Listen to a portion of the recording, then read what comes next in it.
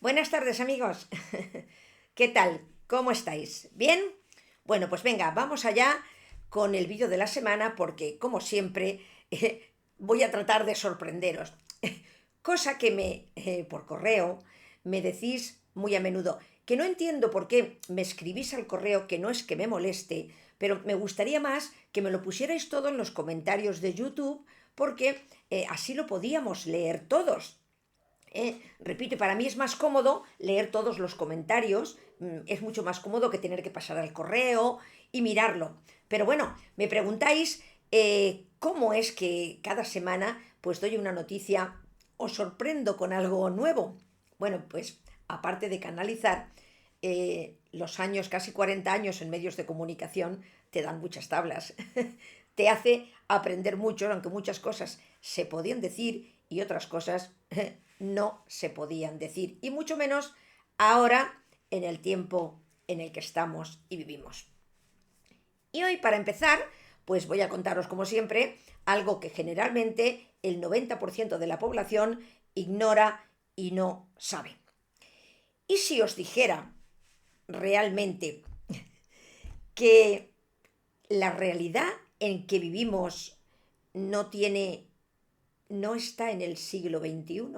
Es decir, no vivimos en el siglo XXI y que el año real en el cual estamos fue ocultado deliberadamente para encubrir una catástrofe global que borró a la civilización anterior.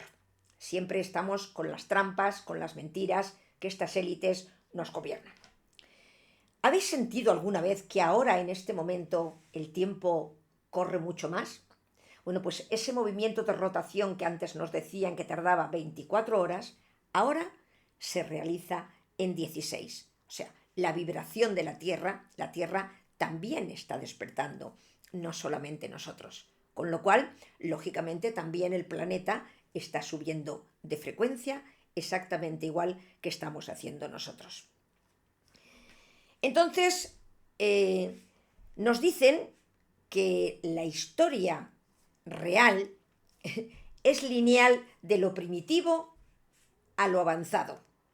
Pero si realmente observamos con atención, vivimos en un calendario que contradice totalmente los ciclos naturales, ¿eh? O sea, por ejemplo, vivimos. ¿Por qué tenemos 12 meses en el año si tenemos 13 ciclos lunares? También el reloj, o sea, la hora que nos ponen, es mucho más reciente de lo que nosotros nos imaginamos ahora. ¿Por qué existen 60 minutos y no 100? Por ejemplo, ¿quién fue el que decidió que todo el mundo tuviéramos que vivir, perdón,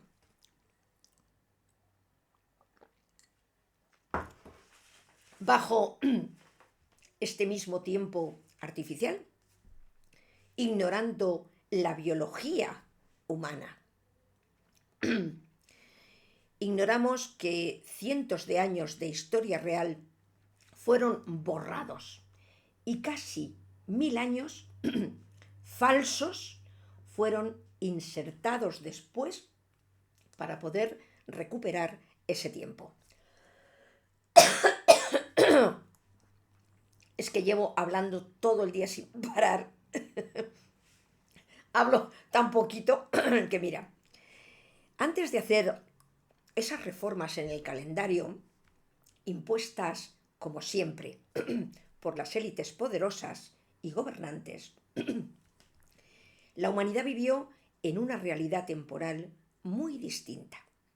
Fijaros que en el año 1582, 10 días fueron eliminados totalmente. Es decir, para que os hagáis una idea, la gente se fue a dormir el 4 de octubre y despertó el día 15. ¿Qué pasó con esos días? ¿Dónde fueron? Otro robo mayor en el tiempo no fueron días, fueron siglos. Monedas antiguas y grabados marcaban los años con una letra, no con un número que luego más tarde se convirtió en un 1 añadido por 3 ceros. 1000 años. Y eso fue de la noche a la mañana. Un mes perdido, un ritmo roto. O quizá será una jaula estándar diseñada para el control de la humanidad. Y con estos datos nos preguntamos, si el tiempo ya fue reescrito en la historia de la humanidad, ¿qué más cosas nos arrebataron? ¿Y quién se beneficia de todo esto? Preguntas que nunca nadie hace, pero que tampoco nadie nos responde y mucho menos nadie se cuestiona. No sé si es que solamente unos cuantos percibimos este tipo de realidades o es que en realidad la gente está bastante dormida. Y ahora vamos a hablar de un tema que también hemos vivido engañados durante toda nuestra vida. Y es simplemente el karma. El karma es otra mentira, otro mecanismo de control que nos ha mantenido a la humanidad atrapada en un ciclo interminable de reencarnaciones. Hay cosas que no encajan con todo esto que nos contaron. Nos dicen que nosotros cuando bajamos elegimos firmar un contrato. Un contrato antes de nacer porque tenemos que aprender unas lecciones específicas en esta vida. Pero aquí está el problema. Si me borran o nos borran la memoria y no recordamos quién somos, ni tan siquiera qué hemos firmado, es más, no tenemos ninguna copia del contrato que hemos firmado, ¿no? Entonces, ¿cómo voy a pagar algo? ¿O cómo vamos a pagar algo que no recordamos haber hecho, ni tan siquiera que hayamos existido anteriormente? ¿No os parece esto muy extraño? Los arcontes, cuando tú les haces esa pregunta, ellos responderán siempre que es el plan que nosotros necesitamos, pues tenemos que olvidar para después aprender, porque recordar limitaría nuestro crecimiento. Falso. Total y absolutamente falso. El neuma, es decir, nuestra chispa divina, reconoce esa mentira disfrazada de sabiduría. Porque el karma que nos venden y que nos obliga a regresar una y otra vez para pagar deudas invisibles no aparece en ningún texto gnóstico de los originales. Lo que describen no tiene absolutamente nada que ver con esto que nos están vendiendo, sino con un sistema de reciclaje administrado por los arcontes. Karma, en realidad, es la diferencia entre comprender las causas naturales de nuestras acciones o vivir bajo un régimen de contabilidad diseñado para que nunca podamos salir de él. El primero, es la física espiritual, el comprender el sentido de nuestras buenas o de nuestras malas acciones. El otro es un préstamo bancario que jamás terminamos de pagar. En los textos budistas, el karma es simplemente la ley de causa y efecto. Si nosotros plantamos la semilla de un manzano, obtendremos un manzano. ¿Qué quiere decir esto?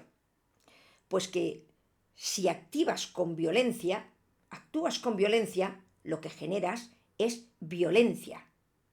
¿Por qué? Porque nuestros actos, sean buenos o malos, dejan una impronta en nuestro campo áurico.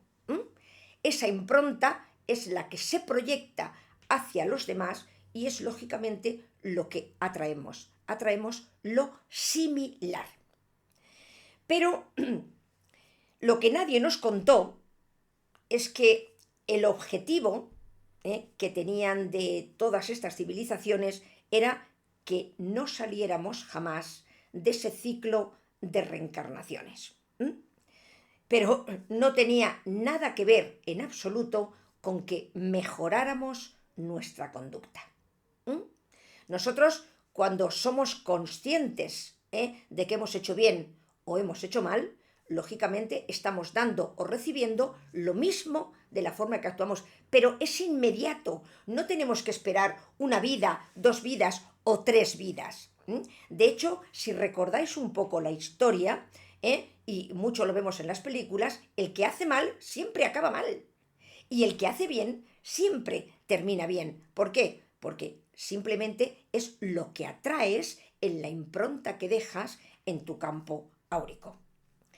Los errores se acumulan, pero las lecciones no aprendidas te arrastran y siempre se necesita, según ellos, una vida más y otra y otra y otra, porque nunca terminamos de pagar.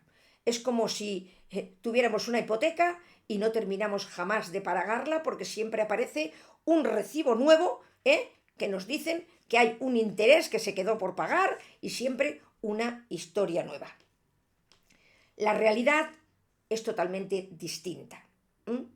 El karma auténtico lo que te hace es que te responsabiliza de tus acciones para que las entiendas y cambies. Si es mal y tú eres consciente de que has hecho mal y que estas acciones tuyas están trayendo unas consecuencias que estás haciendo daño a otra persona o a otras situaciones, lógicamente tú ya reflexionas y si realmente lo que pretendes es evolucionar y crecer, automáticamente cambias.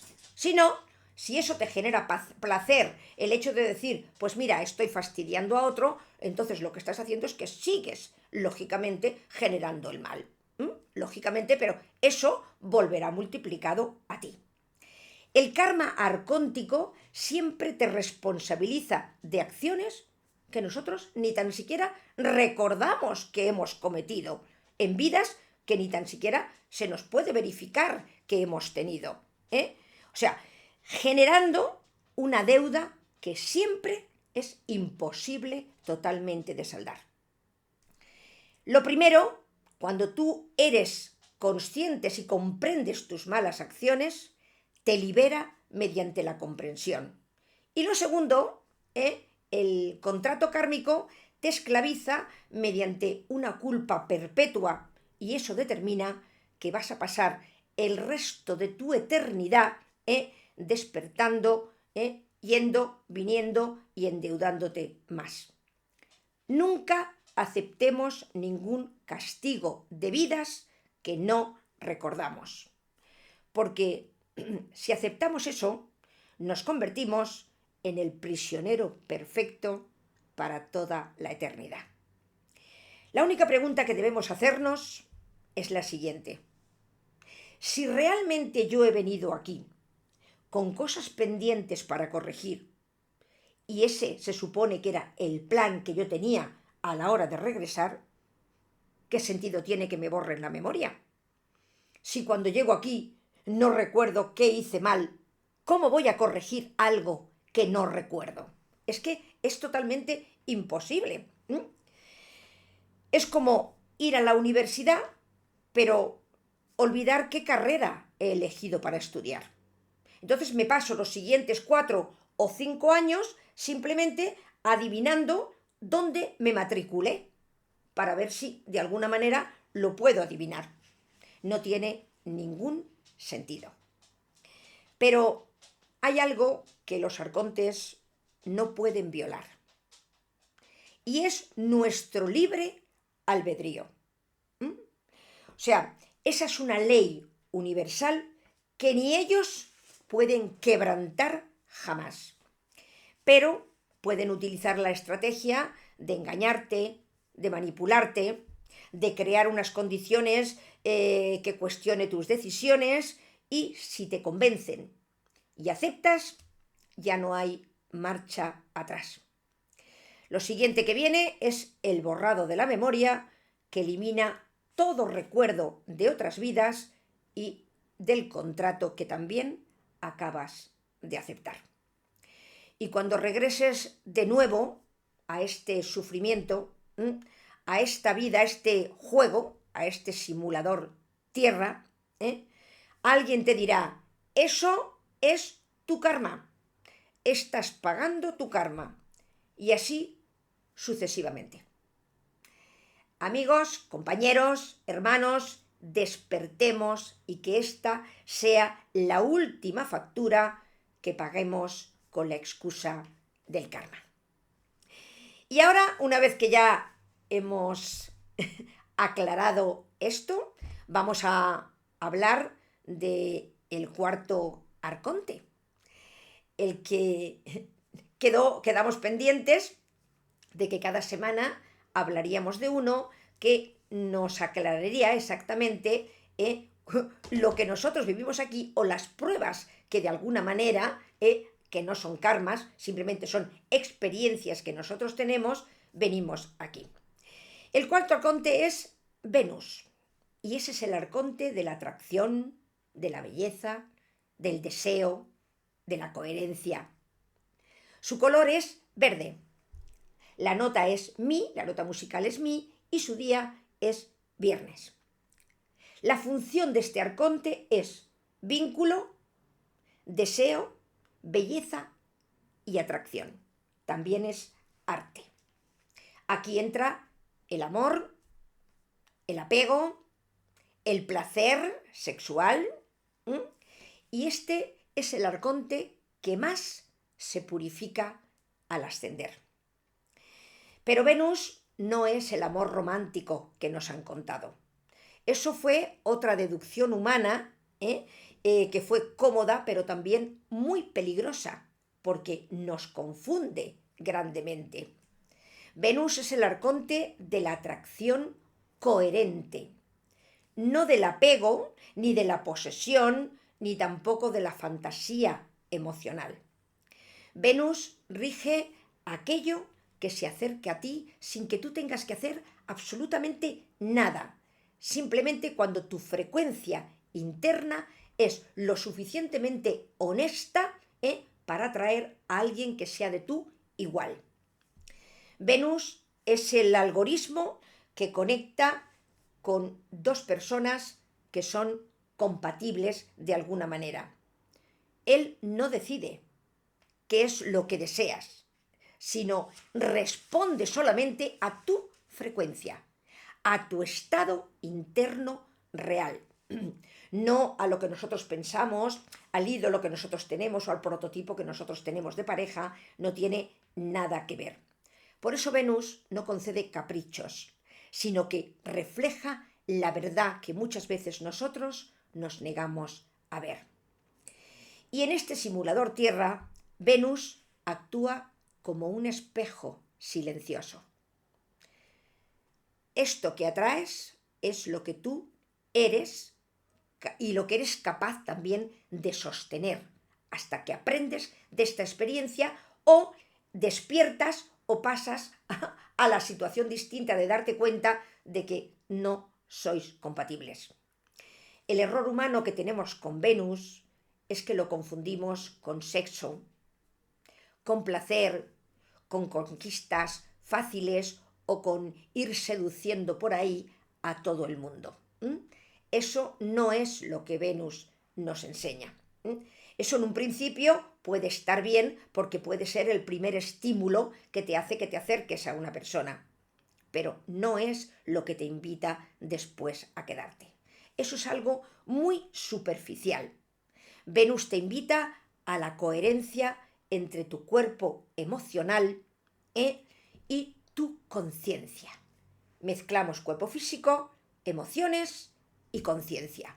Cuando estos tres requisitos se unen en la atracción a una persona, es cuando realmente es Venus, el que está estimulando el acercamiento entre estos dos seres. Por eso existen personas muy bellas que sin embargo no atraen nada profundo. Pero existen personas que parecen invisibles totalmente y generan órbitas totalmente a su alrededor. Venus no sigue ningún estándar, sigue resonancia, lo que resuena contigo, no un prototipo y un modelo que tú te hayas idealizado, no, el prototipo que atrae a tu frecuencia, a tu estándar. Pero Venus también tiene una gran influencia sobre nuestro ADN, porque es el que precisamente en ese placer y en esa seducción es lo que genera o procrea pues estos seres, estos hijos que nosotros vamos teniendo. No opera sobre él, simplemente crea afinidades entre dos seres que pueden traer al mundo a otro ser similar. Todo lo que alguna vez te resultó bello quedó registrado en ese patrón vibratorio, en ese ADN que todos portamos. Sin embargo, Venus no busca repetir el pasado, que en eso caemos 1, 2 y 3 veces. Solamente trata de refinarlo, de ir de alguna manera quitando obstáculos para que te des cuenta que realmente, si es esa persona, se puede llegar a moldear para que conecte contigo. Si no, tienes que dejarla marchar. Por eso, cuando una conciencia madura deja de atraer ya versiones antiguas de sí mismas, ya he aprendido, ya sé lo que quiero, sé lo que busco y sé lo que necesito. Pues cuando dejamos de atraer esas y sin embargo lo que estamos haciendo es no madurar y seguir teniendo el prototipo que nosotros tenemos aquí físico, vamos repitiendo 1, 2, 3 el mismo patrón hasta que empezamos o despertamos totalmente. Aunque sea con otros rostros o con otros nombres, pero el prototipo más es el mismo, ¿vale? Yo os puedo asegurar que repetí 2 veces mis 2 matrimonios, 2 jugadores. O sea, fijaros, hasta que aprendí, tuve que caer yo precisamente pues en esa trampa. Venus no reprime el deseo, simplemente lo desnuda. Te tienes que preguntar, sin juicio, ¿realmente lo deseas a esta persona desde la carencia? Porque te sientes sola, porque te sientes simplemente preocupada, porque deseas tener a alguien, porque deseas compañía, porque necesitas enamorarte, o simplemente lo deseas desde la plenitud, para que comparta alguien contigo realmente los deseos o tu vida plenamente contigo en todos los ámbitos. Porque el deseo, cuando es incoherente, cuando es solamente llevado por nuestra parte física, lo que trae es dependencia. El deseo incoherente, cuando el deseo realmente viene desde la plenitud, lo que hace es expandir ese amor, expandir esa conexión entre ellos. Venus no hace falta, no elimina el deseo, solo lo convierte en creación cuando hay 2 personas que están alineadas entre sí.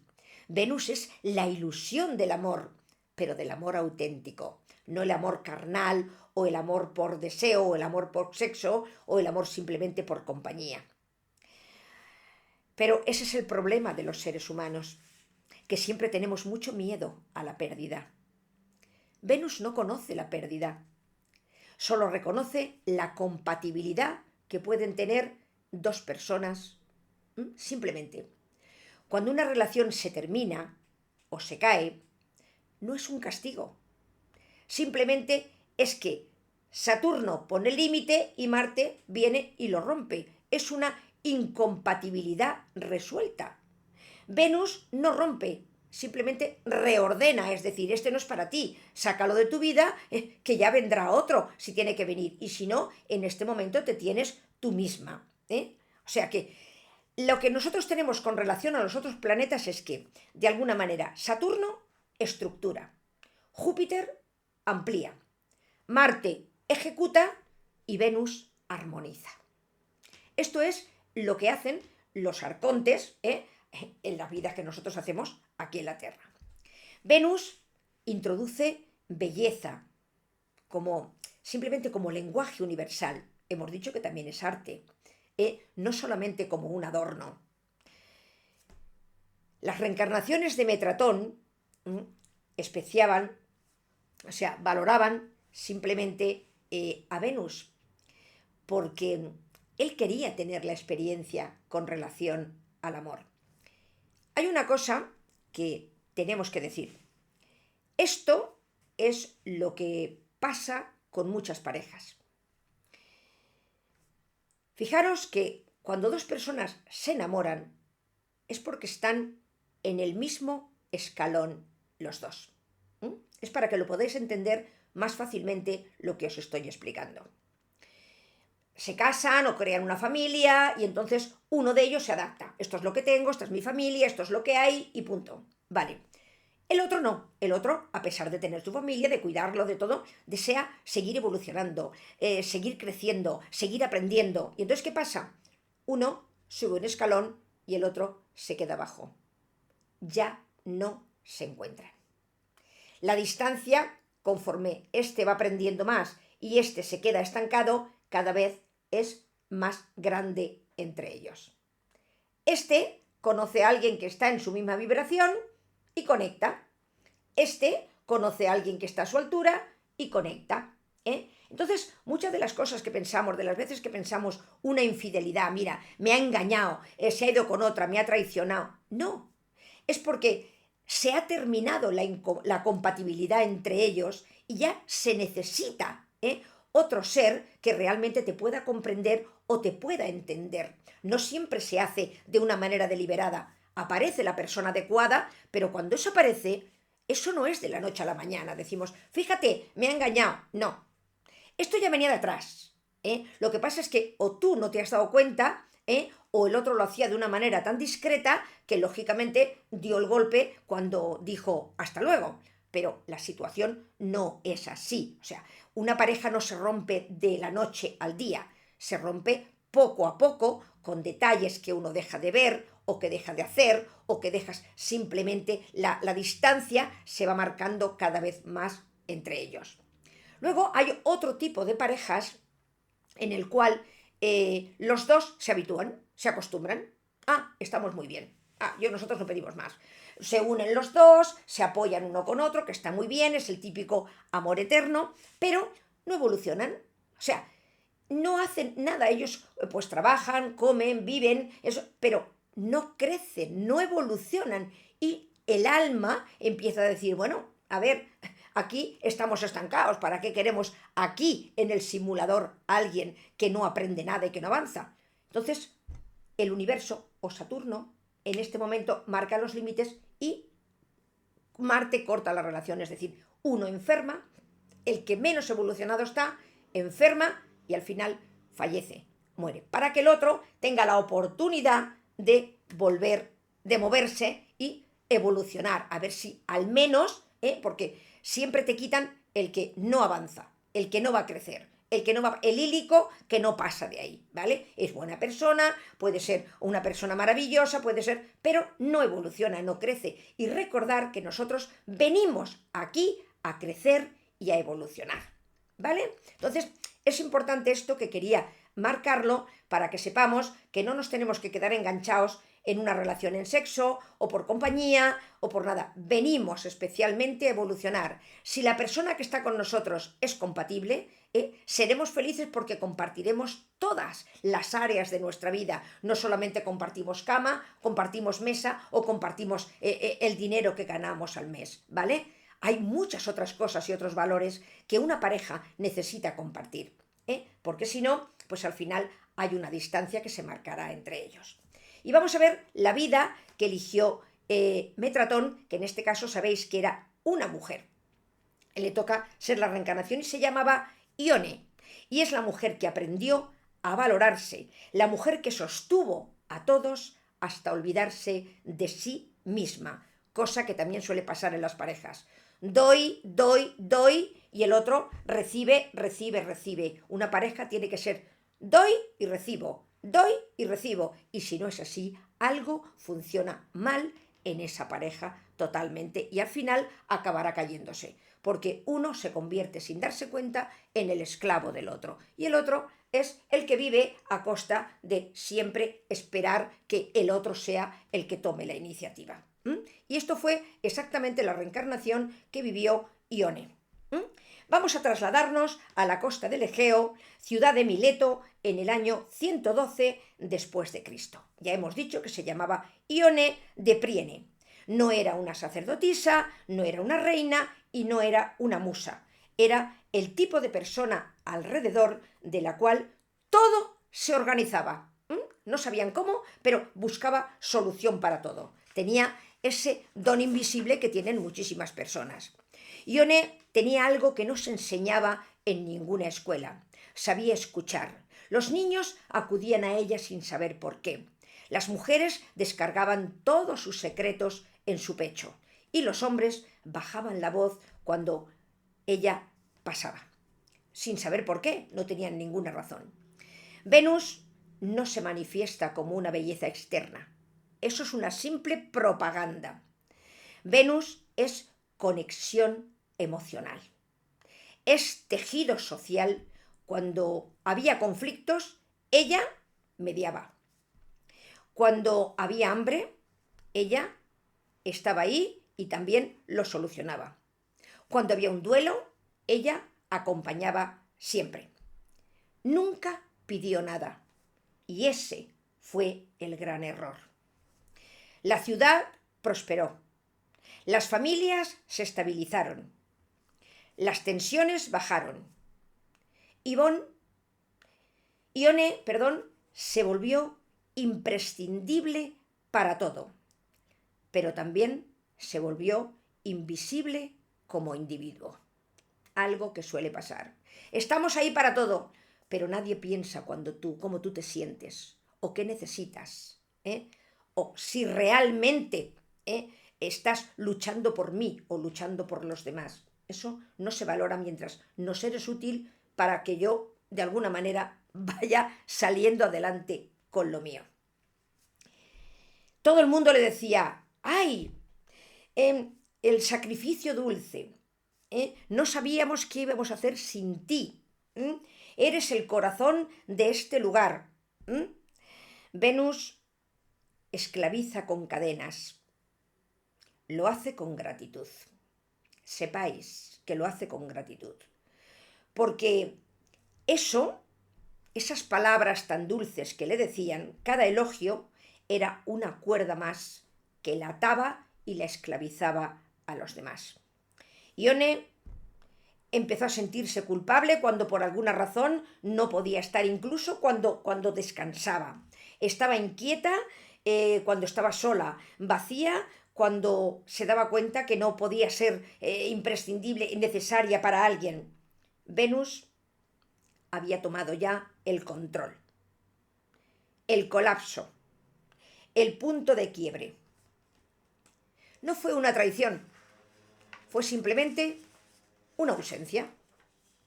Durante una epidemia, lo que os decía antes con las parejas, cuando todo creemos que funciona bien, algo ocurre y precisamente aparece la enfermedad de uno de ellos. Hubo una epidemia en la época y Ione, ¿por qué dice Ivonne? No sé por qué. Ione cayó enferma. Por primera vez no pudo sostener a nadie de la ciudad. Y esta ciudad entró en un caos emocional. Había disputas por todas partes, había culpas, había reproches. No porque Ione fuera mala, sino porque todos habían delegado en ella para que ella lo solucionara todo, para que lo arreglara todo. Su capacidad de amor era tan grande que su espejo, su propio espejo se rompió. El espejo roto. Tu propia imagen se había roto. Mientras ella deliraba por la fiebre, tuvo una visión y se vio a sí misma como una bonita estatua en un jardín precioso, pero hueca por dentro. Y entendió que amar no es entregarlo todo a cambio de nada, no es disolverse y no es sostener, tampoco es desaparecer. Venus no pide sacrificio, porque eso se convierte en una corrupción posterior y traición para los demás. Y además se convierte en un retorno con límites, es decir, vuelven de nuevo a hacer exactamente lo mismo. Ione sobrevivió a esta epidemia, pero no volvió nunca a ser la misma. Ayudaba, escuchaba, pero después se retiraba, ya no sostenía a nadie. Ahora arréglatelas como puedas, porque tú no me has sostenido a mí. Y decía, ya no dejo espacios vacíos. Antes los tenía vacíos, ahora ya no los dejo vacíos. Y algo extraordinario ocurrió. La ciudad aprendió a amarse sin devorar a nadie. Venus rige la atracción, el vínculo, el apego, la identidad relacional. Venus no solamente es el placer, es también la autoaniquilación de lo que no sirve, de lo que no vale. Te quitan lo que realmente no es útil para tu evolución. Desaparecen los que realmente no aportan nada en tu propia evolución. Y no lo hace por castigo, lo hace por amor. Porque el Venus desequilibrado crea dependencia, crea celos y crea dramas externos. Pero el Venus integrado crea belleza con fronteras sanas. Esta encarnación enseñó a Métratón algo que era esencial. El amor sin centro es fuga de energía, pero el amor consciente es arquitectura. Por eso Métratón no absorbe devoción, lo que hace la redistribuye. Donde Venus crea redes pegajosas, Métratón introduce espacios de soberanía. En eso los humanos caemos una y otra vez en la misma trampa. Unos quedan enganchados en el sexo, otros en que no pueden estar solos y unos terceros porque necesitan que alguien les vaya dirigiendo la vida. Y así convertimos el amor en dependencia, en costumbre o en vicio. Este es el arconte que más fácil es de donde caemos y donde se nos convence, y es el que más nos arrastra, olvidando que el amor es libertad y reciprocidad. Doy y recibo. No me convierto ni en lo uno ni en lo otro. Si no hay intercambio y comprensión, no puede haber lealtad ni sinceridad. Y no solo en el amor de pareja, sino en el amor de amigas, en el amor de padres e hijos, en el amor de familiares, en el amor de vecinos, en cualquier tipo de amor.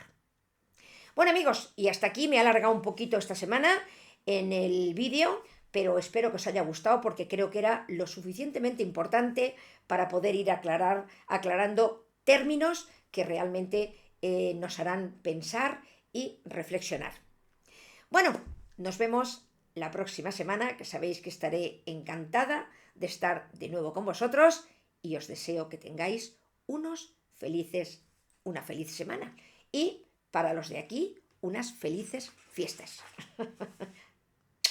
Os quiero.